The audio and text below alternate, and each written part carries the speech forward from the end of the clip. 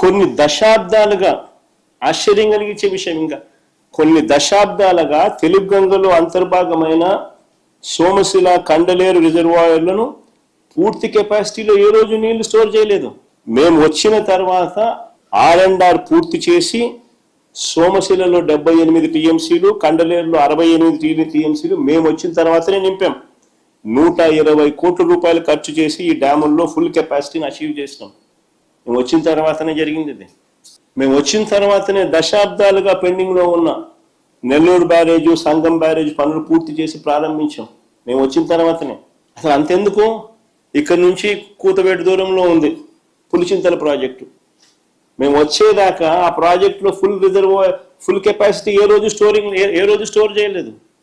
మేము వచ్చిన తర్వాత 200 కోట్ల రూపాయలు మేము ఖర్చు చేసి R&Rకి మేము ఖర్చు చేసి 45 టీఎంసీలు ఫుల్ కెపాసిటీ స్టోర్ చేసింది మా ప్రభుత్వంలోనే.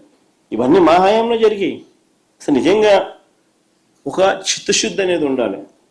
రైతులకు మంచి జరగాలంటే ఏం చేయాలి, ఎలా చేయాలి అని ఒక చిత్తశుద్ధి అనేది ఉండాలి.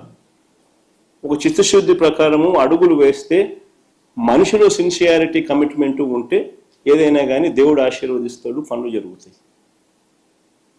అవి చంద్రబాబు నాయుడుతో లోబడిన పరిస్థితులు, జగన్ ప్రభుత్వంలో కనిపించిన పరిస్థితులు అవే తేడా.